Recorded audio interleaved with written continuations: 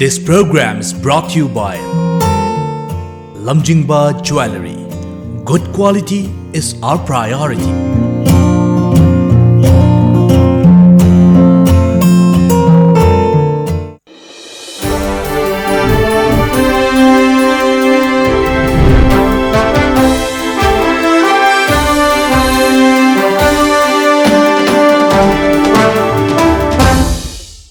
Kurumzari Times of Manipur gi The Morning Talk raising the voice me tabi punu pataram no ukchari ahan bada ngasi Manipur da phone ni pauche sing da kari karam paw na maru ba paw na ahan bala mai da phone ni ba gem han meng tabi ne si sanalebak ta yawi basi October 18 political party pum gi mifam amato ba gi saktam ngang na party pum na makip mifam na warep low kre ha basi ma headlines on phone ni kokomi ngasi dagi Manipur sin ba thung na checksin mifam phamba haurasi ha basi masu sanalebak ta phone ni aduga to papam the union minister yauna security review tau kre habisimasu aduga yamna quick exclusive paw da pauna kaithel gi footpath mathakta police but sajille habisima ngasi sanaleba ki ahan lamai da maruiba paw oin singa yaunari mathakta sangai express ta yauri si political party singa punbagi saktam ngang na warep low kre habisima ahan ba headlines on yauri waroisin puraktringai da stakeholders singa wari sanana wafam thamkre October 18 dagi chontaroi dauri habisima nuti gi checksin mifam pangthok dauri haba ko komi wafam aduga metei pangal sing tuminna leiroi haba ko gi AMWO gi wafam si Shanghai Express tengasi phongli aduga comment piba matam chadri Nagaland CM haba ko gi pausina Shanghai Express ki maroi pawoi phongli aduga pona phamda chamana towa pawda haba tare all political party mifam pangthok state asi amato oina lehanna punna thengnamina si haiba yauna warip ahum laukre habasima pona phamgi maru pawen phongni atopamda union minister ga loina security mifam pangthokre habasima su pona phamgi maru pawen phongni naharol gi thaudang da indo naga peace talk ki matang all political party mifam pangthokre drafting committee same kre adu atopamda ngasidagi Manipur gi mafam khoding makta checksin mifam pangthok piu haiba kokomi gi appeal adu NSN IM na hayeng center ga formal talk chathara ba yai habasimasu naharol thaudangi maroi pawoina phongli lamjingba times ta chaman rap taw paw da ko indo naga peace talk political party gi mifam pangthokre drafting committee na union home minister unaru gadauri habasimasu yauri duga chief minister na kokomi ga unagre habasimasu box laga ngasi phongli duga to papam da ngasi dagi Manipur gi mafam kaya da khongjang changsin biu achangsin binaba lauthokre habasima ko gi kokomi gi wafam si phongnari aduga atop paamda Manipur kaina ba tawrpa thengna ba sem saduna lei haba Abdullah gi wafam simasu ko tawduna asi lamjing times phongli madanda ireibak ta yauri basi maheiroi singna human chain semdana khongjang changsin khreng asi dagi October 18 phawba miyam na checksin mi phambiu Manipur ki territorial integrity ngang na ba all political party mi phamna warep lau khre habasima aduga peace talk ki waroi sinda miyam na lawrakpa phirepta saru yagani habasima su ireibak ki maroi ba pawoina si phongni Ichel Express ta manarap tawa pawda kogi nagagi waroi sin na Manipur kahen ba yaroi haiba mi pham pak sana chathagani haiba kokomi gi wafam integrity ngak pagi phirep chetsel halle kokomi gi khongjing saugal li aduga topa pawna naga Santi gi waroi sin na Manipur gi saktam kahelloi haiba PM gi wafam hongdri haiba BJP spokesperson CHP joi wafam palladuna Ichel Express ta phongni iroi loibada huyelan pau do yauri bisi nganan to pau the political party singi mi pam Manipur gi territory integrity protect taunaba lepna kre haibasima aduga atopa pawam da Supreme Court da petitioner ahum caveat ani file tau kre haibasima phongli aduga atopa pawam da Manipur gi mapam khuding makta ngasi dagi October 18 phawba section mi pam dana khongjang jingsin biu haiba kokomi gi appeal asina maroiba pawaina ngasi huyelan pau do phongli ngasi phongnari ba pauchi da yaunari ba koigi pau singsi matang da naina bagi da mang hojik studio lengsim da nei bisi sanalebak editor da mo hemanta kumani ta mo taram no okseri tamiyan han bada ngasi gi pauchi sing yaunari pau singsi maru an koigi anam boy manarap da ba hai tare koigi yam luba situation da madan laibani na pau singsi su ka hai tare pa da yam na paning badum ba pau mo no tawnari hai tare han bada in lakha changi ta lairi ba koigi naga toki oirak pa ya ba phibam sigi ꯑꯗꯨꯒ ꯑꯩꯈꯣꯏꯒꯤ government of ꯏꯟꯗꯤꯌꯥꯅꯁꯨ ꯌꯥꯝ ꯊꯨꯅ ꯃꯁꯤ October 35 ꯂꯣꯏꯁꯤꯜꯂꯒꯅꯤꯅ ꯍꯥꯏꯈꯤꯕꯒꯤ ꯌꯦꯡꯉꯒ all political party ꯃꯤꯐꯝ ꯐꯝꯈ꯭ꯔꯦ drafting committee ꯁꯦꯝꯈ꯭ꯔꯦ ꯑꯩꯈꯣꯏꯒꯤ integrity ꯁꯣꯛꯍꯟꯕ ꯌꯥꯔꯣꯏ ꯍꯥꯏꯕꯒꯤ ꯋꯥꯔꯦꯞ ꯆꯦꯠꯁꯤꯜꯍꯟꯈ꯭ꯔꯦ ꯍꯥꯏꯕ ꯁꯤ ꯌꯥꯎꯔꯤ ꯍꯥꯏꯇꯥꯔꯦ ꯉꯔꯥꯡꯒꯤ ꯑꯩꯈꯣꯏꯒꯤ ꯁꯤꯒꯨꯝꯕ ꯑꯣꯜ ꯄꯣꯂꯤꯇꯤꯀꯦꯜ ꯄꯥꯔꯇꯤꯒꯤ ꯃꯤꯐꯝꯁꯤ ꯃꯇꯥꯡꯗ ꯇꯪꯒꯤ ꯋꯥꯈꯜꯂꯣꯟ ꯈꯤꯇꯪ ꯊꯝꯕꯤꯒꯅꯤ ꯑꯍꯥꯟꯕꯗ ꯅꯥꯒꯥꯒꯤ ꯑꯩꯈꯣꯏꯒꯤ ꯍꯥꯏꯒꯗ꯭ꯔꯥ ꯏꯟꯅꯦꯁꯟ ꯑꯥꯏꯑꯦꯝꯒꯤ ꯑꯥꯏꯑꯦꯝꯒ ꯏꯟꯗꯤꯌꯥ ꯒꯚꯔꯟꯃꯦꯟꯠꯀ ꯇꯧꯅꯔꯤꯕ ꯁꯤꯖ ꯐꯥꯌꯔ ꯑꯗꯨꯒ ꯄꯤꯁ ꯇꯣꯛꯁꯤꯒꯤ ꯃꯇꯥꯡꯗ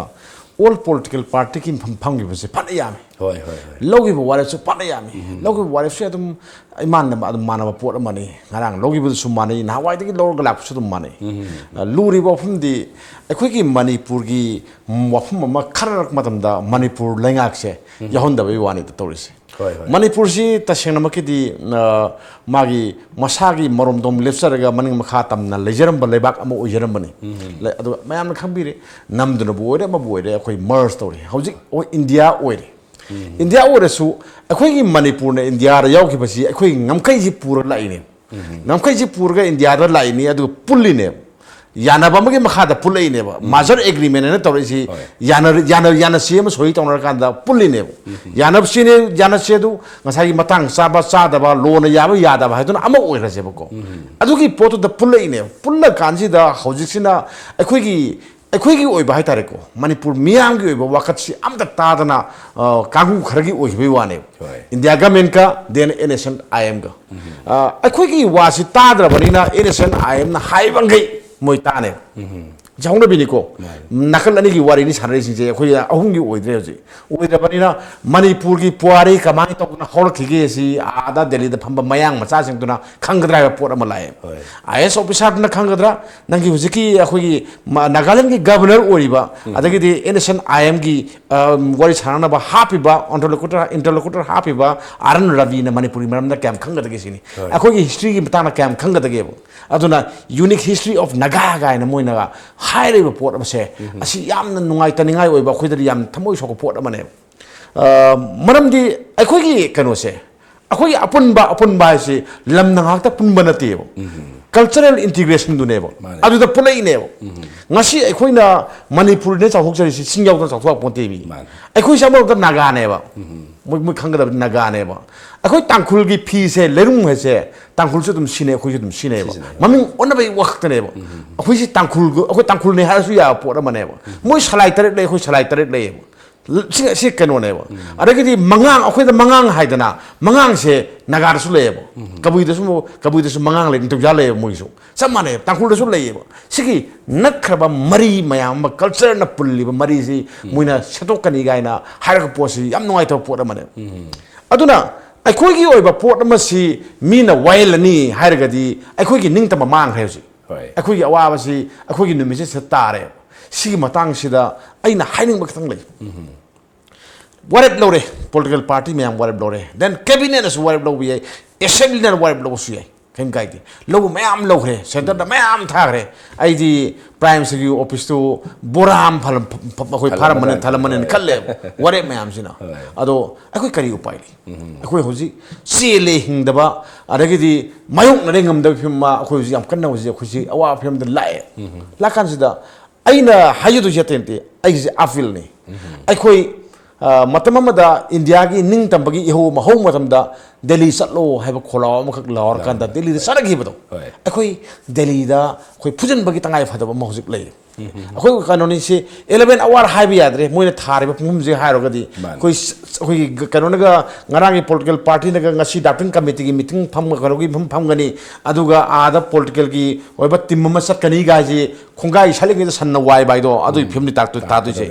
मोइना हाइ ताक कुथा माथुदो ओइबि कुथा माथु ममांगदो ओइबि हैबनेबा अदगी नागा पिस्टोक्सी हायंग तौदोइनी इंडिया गवर्नमेंट के वारी सारबि हाइरिनिको सिदा वारोसन परखिदोइनी अखोइ साइदना डाक्टिंग कमिटी द लोइहौदोइनेबा तौरिसे अदना अखोइ कनो तोरकांदा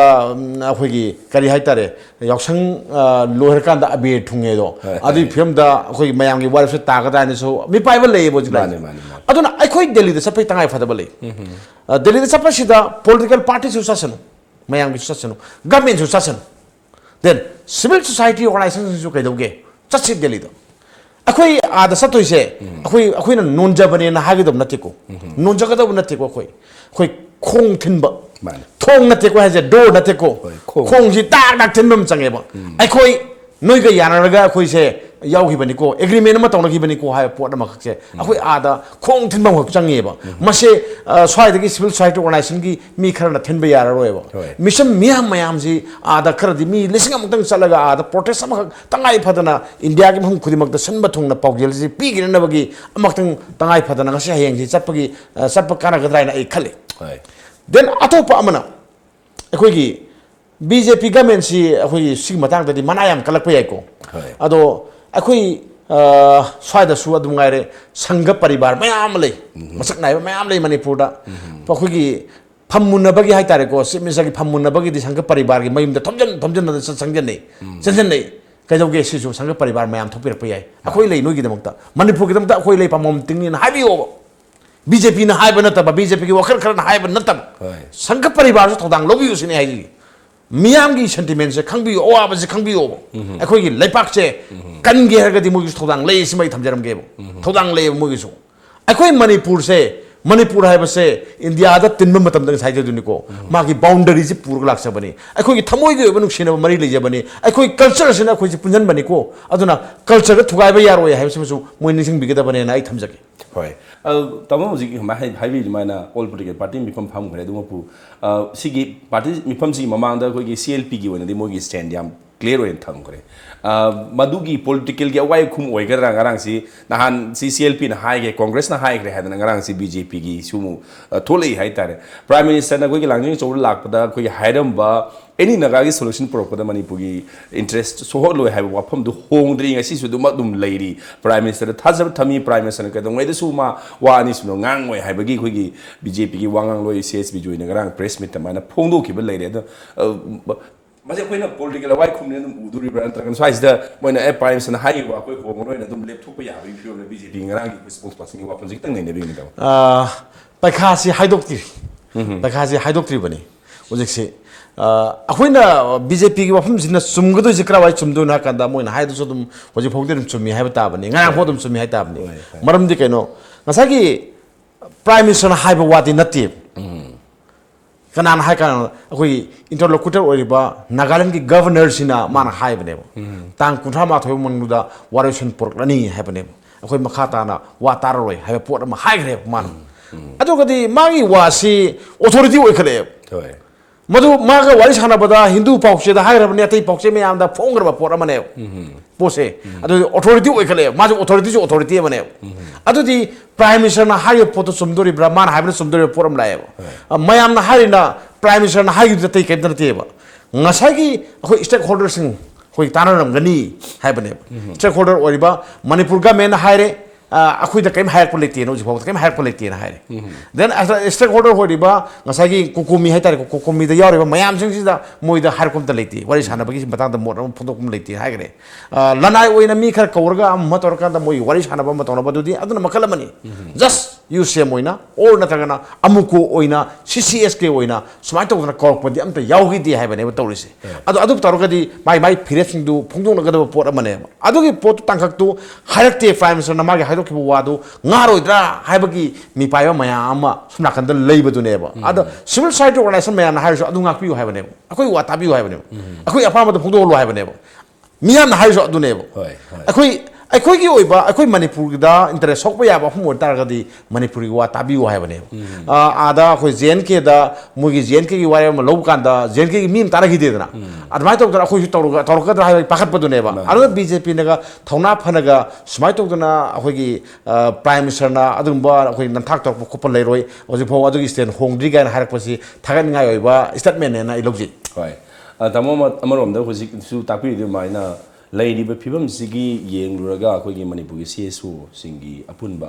अखोई अपुन लुप मंगा की मरुइना मसिदा कोकोमी ना गना ना हंदा सेमी बसुना मोना लाउथोकी बा फिरे भाई तारे ngasiदगी मणिपुर सिन बथुना चेक्सन मी फमबा होरसी तारि कुंट्रामा फोय कुंट्रामा थोय फावबा हाइबने दा मसिदा होय कोकोमीना तौरिबा पिलसिसु खोइनासु वखन ताजरे अदा इन हजि हंजंगी CSO खतन तन मियामना CSO na luching la kan da miyam na hoji kaino tamno je thambi ga deli chala khong thil bagi tangai fadaba lai hadana adu mak oidana su koina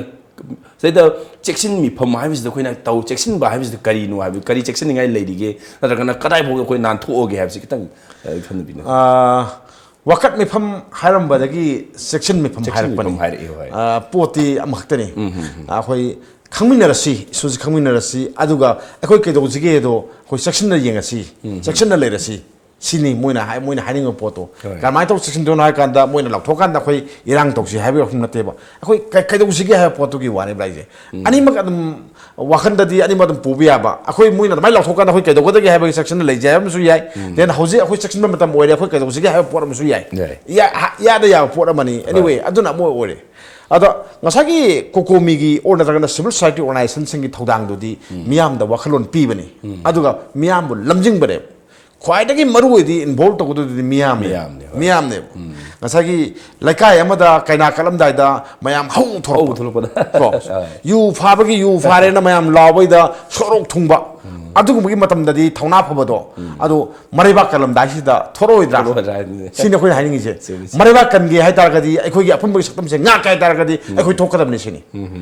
lamtap khuding thokadam ni ahing gar kadam ni lambi da sini adugi khoi na tokde protest kai no ga india ga mena tabiu hai bane ba moi masakta lal ho nate ko ai pusinjar si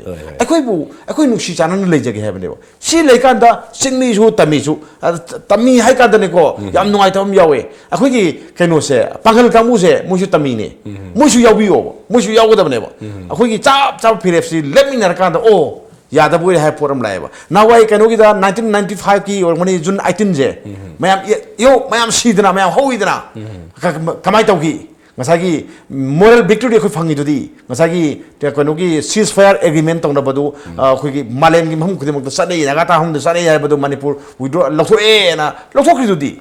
sana basala da mo gamne so india ga men lokho na lokho e ha por ma sana gi ngam gi por ma do madu manipur miam gi hol pi yong na tro adu mai tong na akhoi si chu tangai phadaba ma lei na ai thamjage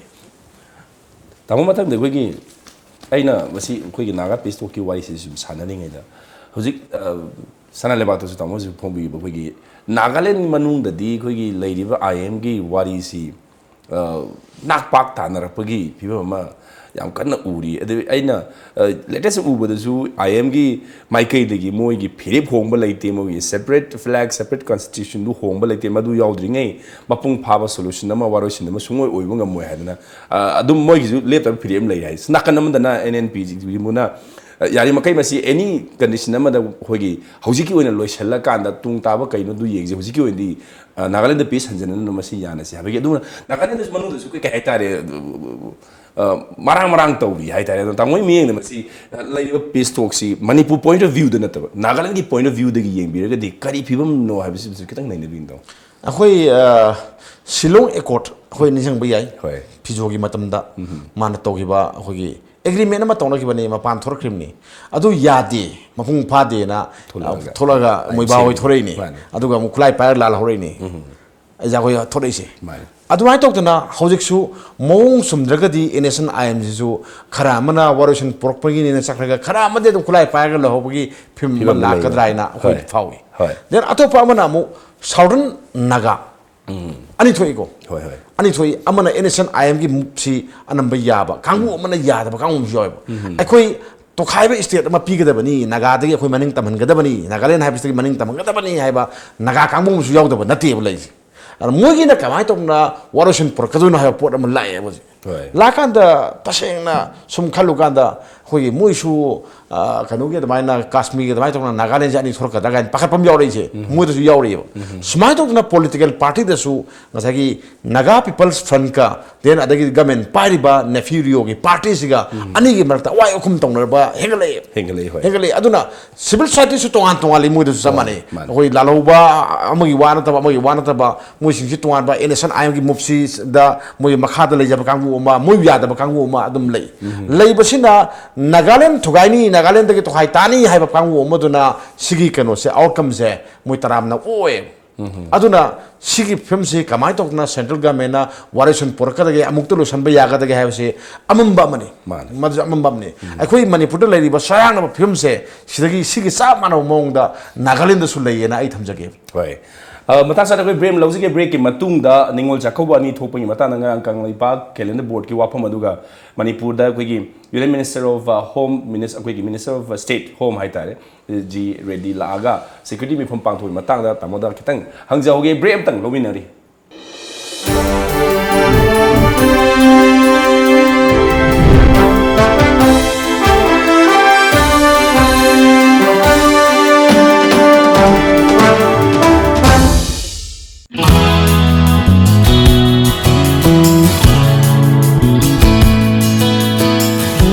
Manipur ihan hanbo oina lamjingba jewelry na market ta phangba sana mayam sigi quality check tawbagi khudong chaba pijari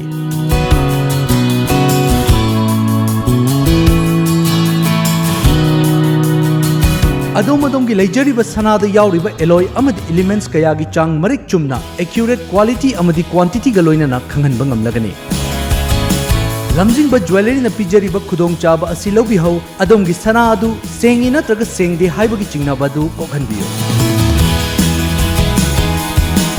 akupa marol gi damak lamjingba jewelry da lengsinbirao Lamjingba Jewelry, good quality is our priority.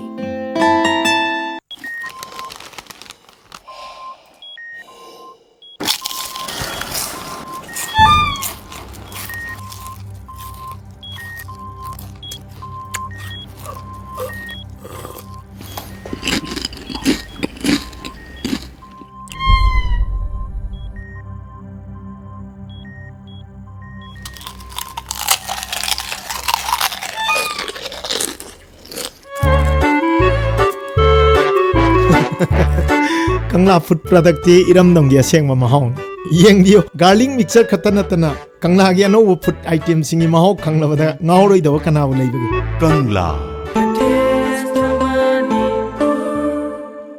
This program is brought to you by Lamjingba Jewelry. Good quality is our priority.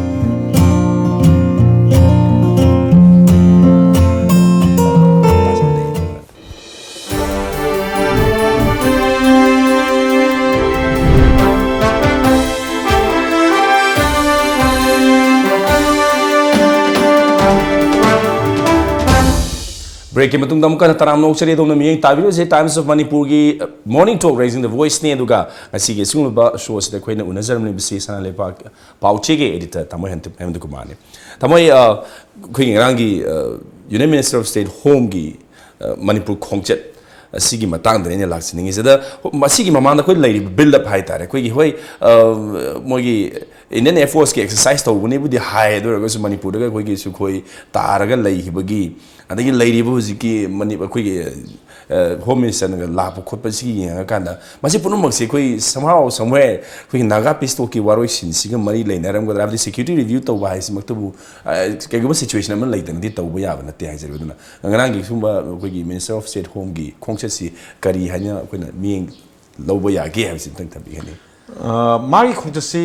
maru oina Assam ga Manipur gani lais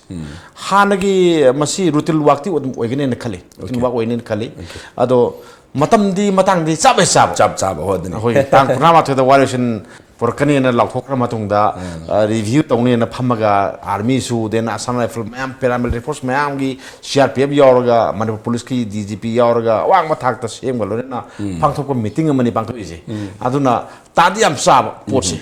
aduga ngasai sukoi gi matang ama pusalakpa adugi matang dudi India se usiksi yamna shape oida film mada dum lay na khoi lobi ai China gi threat chobum lay then Pakistan gi hojiksi nuclear land thokadra habagi mi payo mayam lay moi ngasagi India ga men ka moi India ga si land thengning bagi apam bayam kana lay matam mani aduna sum matam da ngasagi strategic oina kanu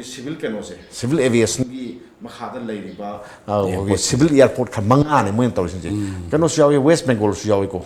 Kalta siawi simam manga sida yagano gi sum taraga learning tawbane na adum lobo sudum yaba adagi di kihen bane na su lobo yaba adma taw pora mani aduna masiki porse adum aigi oina di routine work ni ai adum khali okay tamo hoji Manipur da hoi mamang ai degi sigum ani thupi si yam tori adu ekoin hek tarak podegi chakku buda ni thupi si lairak tabra na khan mane du kamai to no khangde hoji si chakku bani thupi phibam la ibasi dengarang ꯑꯩꯈꯣꯏꯒꯤ Kangleipak calendar ꯕꯣꯔꯗꯅ Manipur ꯂꯩꯉꯥꯛꯅ October 30ꯁꯤꯗ ꯑꯩꯈꯣꯏꯒꯤ ꯆꯥꯛꯀꯧꯕꯅꯤꯅ ꯂꯥꯎꯊꯣꯛꯈꯤꯕꯁꯤꯅ ꯃꯔꯝ ꯑꯣꯏꯔꯒ ꯃꯤꯌꯥꯝꯁꯦ ꯑꯩꯈꯣꯏꯒꯤ ꯆꯃꯝꯅꯍꯜꯂꯦ ꯍꯥꯏꯕꯒꯨꯝ ꯑꯩꯈꯣꯏꯒꯤ ꯍꯥꯏꯅ ꯑꯩꯈꯣꯏꯒꯤ ꯑꯀ꯭ꯌꯨꯁ ꯍꯥꯏꯒꯗ꯭ꯔꯥ ꯃꯁꯤ ꯃꯔꯥꯜ ꯁꯤꯔꯛꯄꯒꯤ ꯑꯗꯨꯒ ꯆꯥꯛꯀꯧꯕꯁꯤ ꯀꯪꯂꯩꯄꯥꯛ ꯀꯦꯂꯦꯟꯗꯔ ꯕꯣꯔꯗꯅ ꯆꯥꯛꯀꯧꯕꯁꯤ ꯀꯨꯟ ꯃꯥꯄꯟꯗ ꯑꯗꯨꯃꯛ ꯄꯥꯡꯊꯣꯛꯄꯤꯌꯨ ꯑꯗꯨꯒ ꯃꯗꯨꯒ ꯃꯔꯤ ꯂꯩꯅꯅ ꯑꯣꯔ ꯃꯗꯨꯒ ꯃꯥꯡꯑꯣꯏꯅꯅ ꯇꯧꯒꯗꯕ ꯉꯥꯒꯤ ꯃꯦꯂꯥ ꯑꯁꯤ ꯃꯁꯤ ꯆꯍꯤ ꯑꯃꯗ ꯑꯃꯨꯛꯇꯅꯤ ꯃꯁꯤ ꯌꯥꯝꯅ ꯇꯉꯥꯏ ꯐꯗꯕꯅꯤ ꯑꯗꯣ 18 19 ꯇꯧꯒꯗꯕꯁꯤ ꯃꯗꯨ ꯇꯧꯒꯅꯨ 19ꯗ ꯇꯧꯕꯤꯌꯨ 19 ꯇꯧꯕꯤꯌꯨ ꯍꯥꯏꯕꯒꯤ ꯁꯤꯒꯨꯝꯕ ꯂꯥꯛꯏꯕ ꯆꯃꯝꯅꯕꯁꯤ ꯃꯁꯤꯒꯤ ꯃꯇꯥꯡꯗ ꯇꯥꯃꯣ ꯈꯤꯇꯪ ꯊꯝꯕꯤꯔꯝꯒꯅꯤ नुमित था है कनो से नुमित थाई खोंचसी काय भी आप जानते सेकेंड में काय आप जानते अदो क्रमाई तो तनो खोपी रिबा खंगा हिनो खोई जानता थी अखोई चमन न बम पाव नुमित की मागी फोशन होंग यादे थाई खोंचत होंग यादे होंग यादा बा खोंचत सिदा क्रमाई तो तनो आरान में यावरिनो मानद ब कैलेंडर नि पुथोरिनो सिने आइना मतांग सिदा पंजानी बा मखक लई आइबि लानगेरा चुमगेरा यारगदि असुम सकदमनिको असुम तगदमनिको अखोई चप मानब फिरेम लौगदबने ngасagi akhang ai maya ai su hangi ai su hangja ai su hangmani ko masi matang da akhoi as a citizen ama oina as a elite ama oina aina sum khangna sana ba akhoi makano gi masang oiba mi haitare jotis ki thabak tawba sing ta hangkanda ngасagi nongma paga nini ga pan bane kenos tang kun ga mapan se tang ku mapan se nongma nini pan basi nongma pan basi di nganna loigre aduga nini pan basi di adum hayengi haitare go tang kun tragi ayu phong lei heb lei ri hoy nini pan basi matab chan hola ka dani ko adu orga di kuma panda sak kano sako bose summe kun thada yadina kai gino hakada tang kun thada yadina ngasai nini pan bai sako bose loisai nini pan bose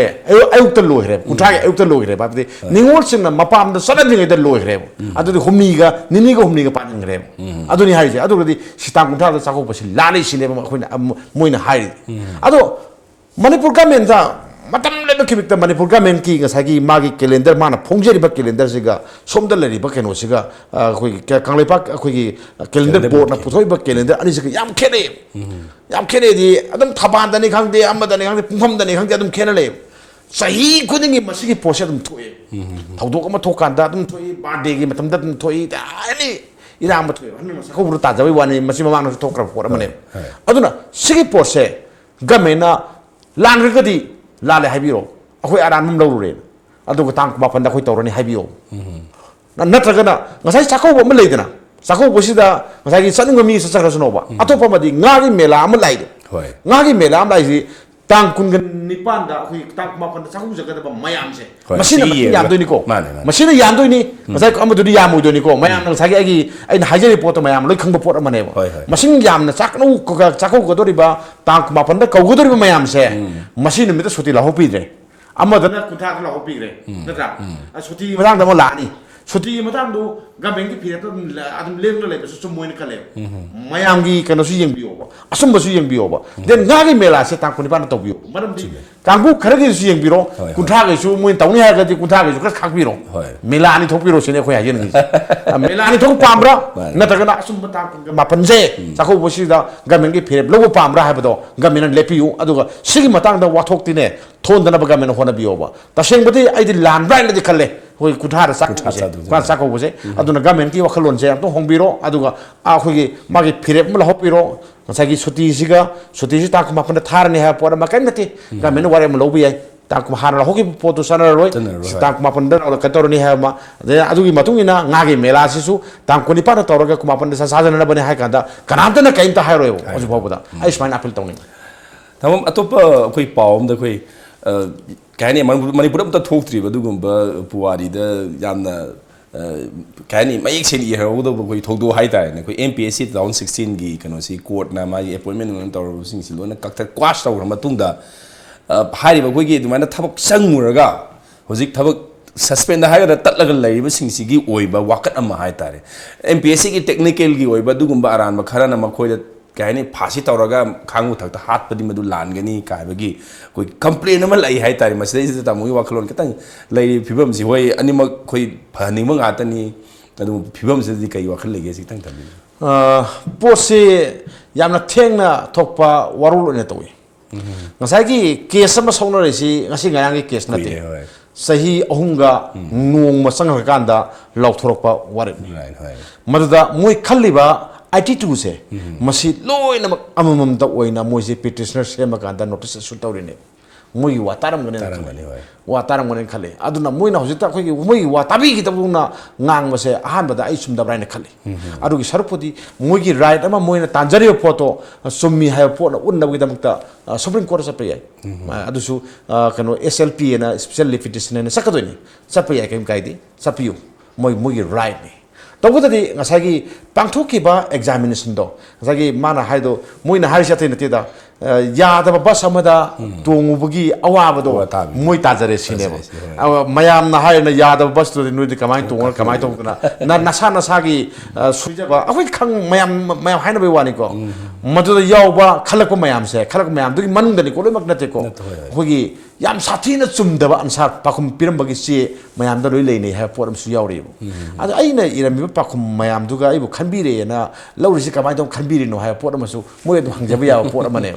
aduna ngasagi ko na lawrisi yam line lo bunati ko moi mayam gi right moi mayam gi privilege do adu gi du khallakanda khalline moi khande yaponte yengsi akhoi gi hana ogi kanoda akhoi kai tare akhoi gazetted officer oina thabuk tormini department amada thabuk to germini yaujermini thabuk kajermini ma ade kitang hena phaba mayam gi thabuk sikhren tawbi yagadu mane na adu thadu makanda MCS loreni aduga MPS loreni adu lora sangjare ne ba hana gi pham thadu amba huji tappe phim ne torsi then gari gi loan lobu yauri masagi car gi loan lorure torop tika khrani phangaroji gari gi loan do ma singam de phim la yojiti gari loan singdabai gari du phagi phim lai ngasagi migi ikai khumna bodo hanjan na mang be phim lak photo adu court ugraba pot amane adu urka do da adu so mai wire se palleba akhoi masi matung hemangre MPC thoi hemangre matung da amona thokta ba karim di tawo phai ha posima court ki kanu si da magi wire se yauri magi judgment se yauri aduna Manipur gi oina tungi oina kathok pane na aidi lohningi achumba afo film ma porna bo hona bada khar kathok pa ma tangai phadaba ma leira bra haina ai lobjini masi dagi hawraga hai tare masi issues dagi hawraga masi Manipur da sugum ba mana thokta ba adu achumba magi merit laiba du khatang ba akhoi select tawnu ba gi du gum lambi ma yapi boina thos no haiba pham ni taw tabe thamai loi salak pada thamogi khoi pau chere exclusive oina yauri pauna kaithel gi footpath mathakta police bu sajile haina ai yauri ba pau si matang thamo ketang thambiram ngani si gi matang yam naina ning ba hai tare di mu da pau si yam nungai jani ko akhoi gi kuidri ne nini humni da ngai male akhoi traffic ki SP akhoi gi kenona madam Sarmana toroga lambi takhai do thuai wan kai do thuai ne yo pa ka tawdana de gayen thi tawdana lam henjale aduga noina sida pasida kan to sele kai pot jali kai no thuai dan tawri ne aduga asomna kan dana pauna kai thil namu akhoi same footpath thajale ine thajale ine police boat in thajale ine ado pona kai chal si mayam na khange hujiki asai matek si yam sin mafam ne yam sin bai dabu gari si lambi mayai da parking pi base Manipur ni ko lambi mayai da gari parking pi base Manipur ni maleng inform da le bodu mande parking pi ni ko parking pi da kana yawi police yawi then Impal municipal kan corporation kan yawi sin ko aduga transport department si yawi ni ko moi om mana kan da lambi mayai da parking pi ni ko ai masi ma challenging tor music parking pi ni migi mapanda ahoi ui kanoda Bangkok ta ui ate Singapore ta ui mina thammi bu gari dudi matai du da khoi phan phail thamde ba sumaina yung na amakh sa amakh ngom chom na thamga jani ko akhoi swai di mi su gyan ta de adagi di thoi ba kangur su gyan ta de si mayam na toroga da lambi si gari sappa ya bo ya da boy tore